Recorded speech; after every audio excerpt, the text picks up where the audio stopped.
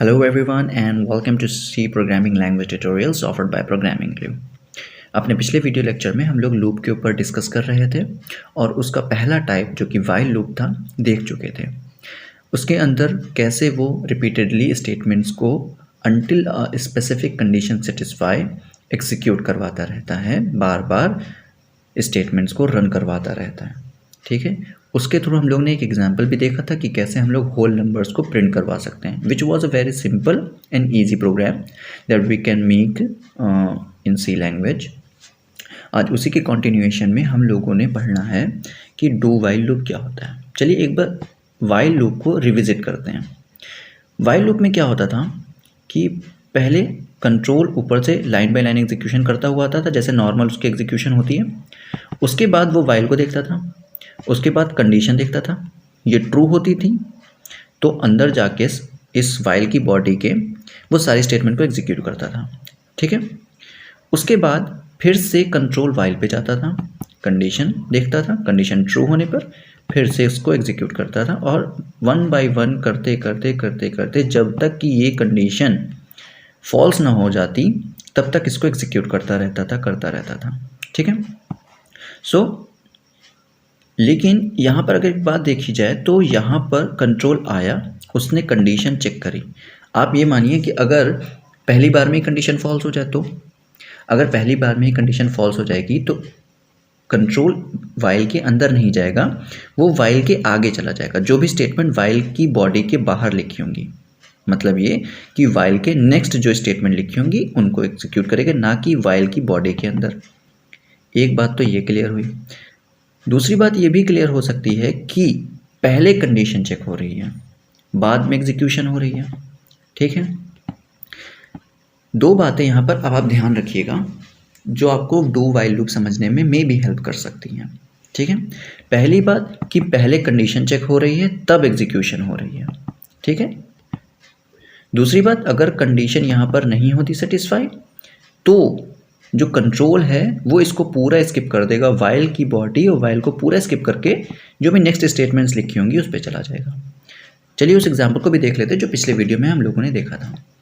देखिए पहले कंट्रोल यहाँ आया, उसने समझा कि एक्स को डिक्लेयर किया गया है और उसमें 0 रखा गया है। ठीक है, फिर प्रिंटफ उसने देखा, उसने कहा अच्छा हेलो प्रिंट करना है, चलो आउटपुट स्क्रीन पे हेलो प्रिंट कर देते हैं। उसके बाद वो वाइल पे आया, वाइल के बाद आकर उसने कंडीशन देखी। ठीक है, जब उसने कंडीशन देखी तो ये उसको ट्रू मिली, उसने जो भी एग्जीक्यूशन करना था उसको परफॉर्म किया। ठीक है, उसके बाद वापस वाइल पे गया, उसके बाद फिर कंडीशन देखी तो ट्रू मिली, फिर कंडीशन देखी ट्रू मिली, तो एक वक्त आया जब ये फॉल्स हो गई तो कंट्रोल आ गया इसके बाहर। ठीक है, अब आप ये मानिए कि अगर ये शुरू में ही फॉल्स हो जाए, ठीक है, तो क्या होगा, ये पूरा स्किप हो जाएगा, इसके बाद ये चल जाएगा। ठीक है, तो वाइल के अंदर कंट्रोल जाएगा ही नहीं। ठीक है, चलिए अब इतना सब कुछ जानने के बाद हम लोग समझते हैं कि डू वाइल की वर्किंग कैसे होती है। ठीक है, इसको मैं पहले हटाए दे रहा हूँ। डू वाइल, आप इसकी डिफिनेशन पहले पढ़ लेते हैं हम लोग। It is used when it is necessary to execute the loop at least once. मतलब ये कि जैसे डू वाइल है, ठीक है, डू वाइल में क्या हो रहा है कि कंट्रोल ऊपर से लाइन बाय लाइन एग्जीक्यूशन करता हुआ आता है और वो डू के पास आता है।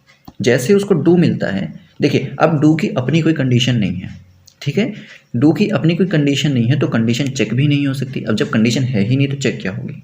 ठीक है, डू की अपनी कोई कंडीशन नहीं है तो वो उसे जैसे ही डू मिलेगा वो डू की बॉडी के अंदर आएगा और एग्जीक्यूशन करेगा। ठीक है, सारी एग्जीक्यूशन करने के बाद जैसे ही वो बाहर निकलने की कोशिश करेगा, कंट्रोल जैसे ही डू की बॉडी से बाहर निकलने की कोशिश करेगा उससे वाइल मिल जाएगा। ठीक है, वाइल क्या कहेगा कि मेरी कंडीशन पहले चेक करो। वाइल की कंडीशन चेक करेगा कंट्रोल, अगर ये कंडीशन होती है ट्रू, ठीक है, तो इस हालत में वाइल कंट्रोल को फिर से डू के पास भेज देगा। ठीक है, और फिर से सब कुछ एग्जीक्यूट करेगा कंट्रोल। उसके बाद जैसे ही बाहर निकलने की कोशिश करेगा तो फिर से वाइल मिल जाएगा, फिर वाइल कहेगा कि मेरी कंडीशन को चेक करो, और ये साइकिल तब तक चलती रहेगी जब तक कि ये कंडीशन क्या ना हो जाए, फॉल्स। ठीक है, यही तो हम लोग पढ़ रहे थे। लेकिन अगर आप इसमें गौर से समझेंगे, अब इसमें थोड़ा सा कॉन्सेंट्रेट करिए। तो पहली बार में जब आइट्रेशन हुई थी, पहली बार जब लूप चला था, तो असल में वो बिना कंडीशन देखे ही एग्जीक्यूट करने लगा था। क्यों? क्योंकि डू की अपनी कोई कंडीशन है नहीं। तो यहाँ पर एक बार तो एग्जीक्यूशन नॉर्मली हो ही रही है। इसी वजह से इसको किस लिए यूज़ करें? इसको तब यूज़ करें जब एक बार एग्जीक्यूशन करवाना कंपलसरी हो। मतलब ये कि लूप के अंदर जो कुछ लिखा है वो कम से कम एक बार तो चले ही चले। ठीक है, अब आप इसको एक एग्जांपल के थ्रू भी समझ सकते हैं। जैसे कि हम लोग नॉर्मल गेमिंग करते हैं, चाहे वो कैंडी क्रश हो या पबजी वगैरह हो या जो भी आप गेमिंग करते हैं। देखिए इसमें लेवल्स होते हैं। ठीक है, आपको नेक्स्ट लेवल पे जाने के लिए कौन सी कंडीशन सेटिस्फाई करनी पड़ती है? आप सभी को मालूम है, आप सब ने कोई ना कोई गेम ज़रूर खेला होगा। और अगर आपने कोई गेम नहीं खेला है तो हम सब ने अपने बचपन में एक गेम खेला है जिसे हम लोग स्नेक वाला गेम कहते थे।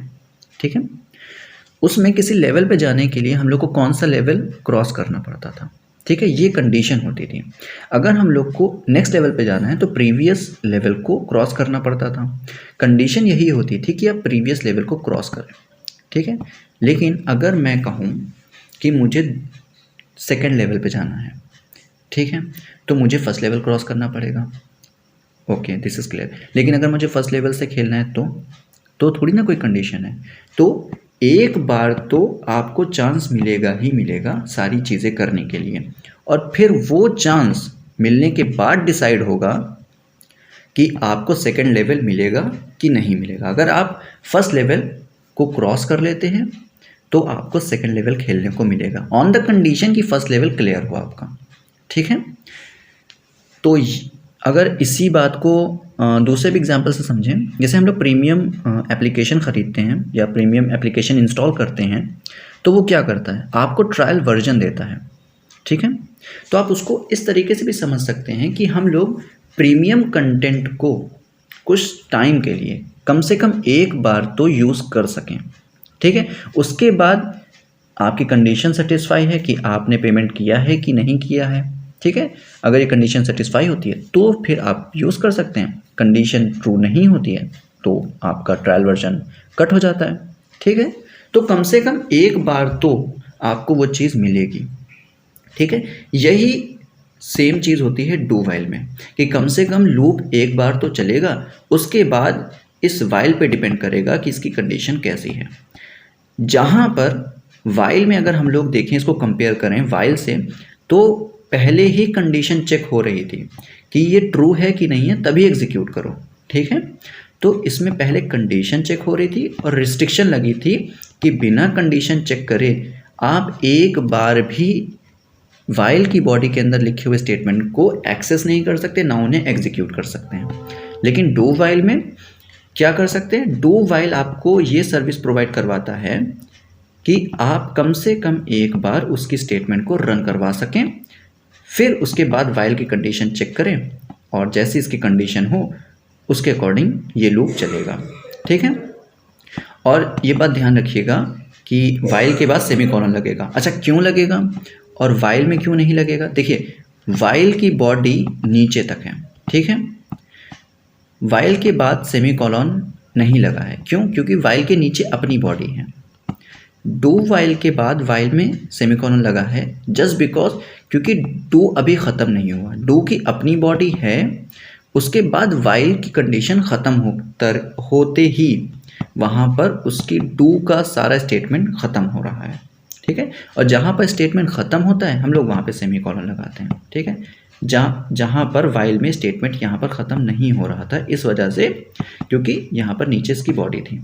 ठीक है, अब यहाँ पर मैं आपसे एक और चीज़ कहना चाहता हूँ, वो ये कि ओके सॉरी, जब हम लोग वाइल की बात करते हैं तो वाइल में कितनी आइटरेशंस होती हैं? इसको मैं थोड़ा सा नीचे लिखता हूँ। ठीक है, वाइल में कितनी आइटरेशंस होती हैं? अगर हम वाइल की n आइटरेशंस मान के चलें, ओके, तो डू वाइल में कितनी आइटरेशंस होंगी? ओके, ये हमें समझना है। डू वाइल में देखिए, डू वाइल में एक बार तो एग्जीक्यूशन होती ही होती है, ठीक है, बगैर कंडीशन चेक करे। फिर कंडीशन पे सेटिस्फाई करता है कि वो कब तक चलेगी, ठीक है, ये वह लूप कब तक चलेगा। तो इसमें होती हैं n+1 आइट्रेशन, ठीक है। पहली बार तो ये कि इसमें n+1 आइट्रेशन होती है।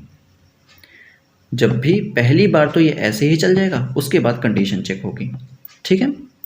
आइए इसको हम लोग प्रोग्राम के थ्रू समझते हैं। ये हम लोग का पुराना कोड है, अगर आप इसको रेफ़र करें, देखिए 1 बाय 1 जैसे पहली लाइन चली, उसने हेलो प्रिंट किया, फिर वाइल के पास कंट्रोल आया, ठीक है, उसने पहले कंडीशन चेक करी, ठीक है, पहले कंडीशन चेक करी, अगर ट्रू है तो सारी एग्जीक्यूशन करी, फिर उसके बाद फिर से वाइल पे कंट्रोल आया, फिर अगर ट्रू है तो फिर उसने एग्जीक्यूशन करी, और जब तक कि ये कंडीशन फॉल्स ना हो जाएगी तब तक ये इसको एग्जीक्यूट करेगा, और जैसे ही फॉल्स हो जाएगी वो कंट्रोल को बाहर ले आएगा, और जैसे जो चीज़ लिखी है उसको लाइन बाय लाइन एग्जीक्यूट करेगा, ठीक है। चलिए अब हम लोग इसी प्रोग्राम को डू वाइल के थ्रू बनाते हैं, ठीक है, वाइल, ठीक है, सेमीकोलन। अब हम लोग को यहाँ पे कंडीशन सेटिस्फाई करनी है, ठीक है।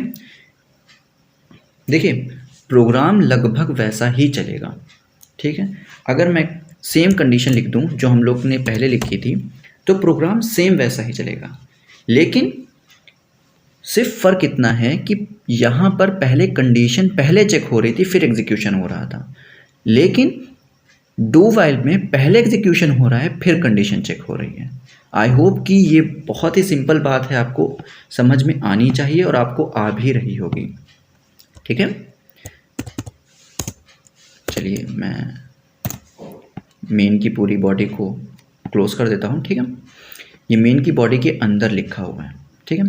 तो यहाँ पर इसको थोड़ा सेपरेट कर देता हूँ अलाइनमेंट के लिए।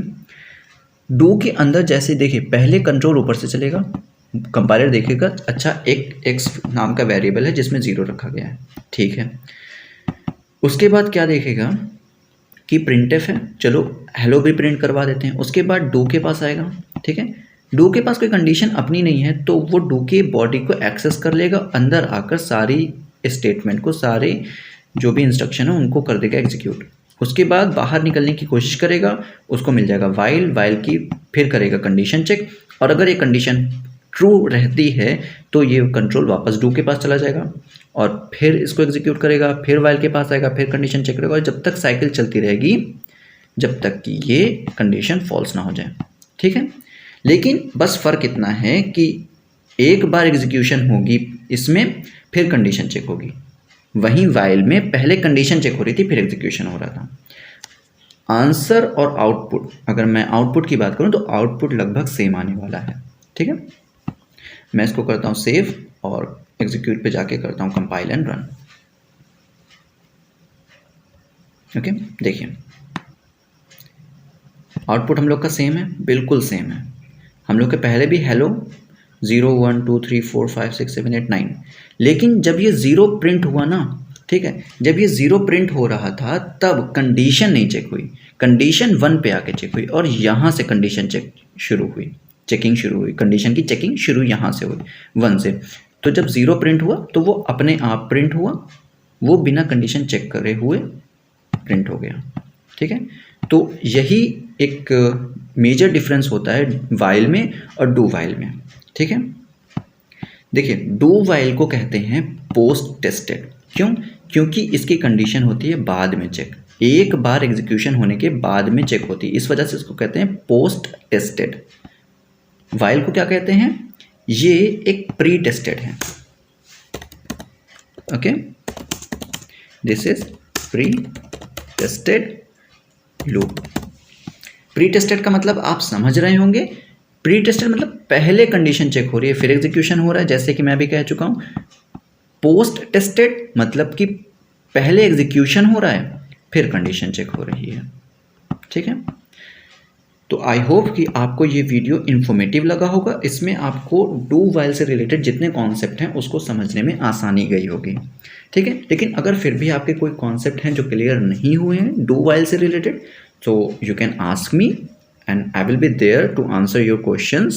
You can connect me through WhatsApp, email, and also you can comment in comment section. So इस वीडियो में इतना ही रखते हैं। Till then bye bye.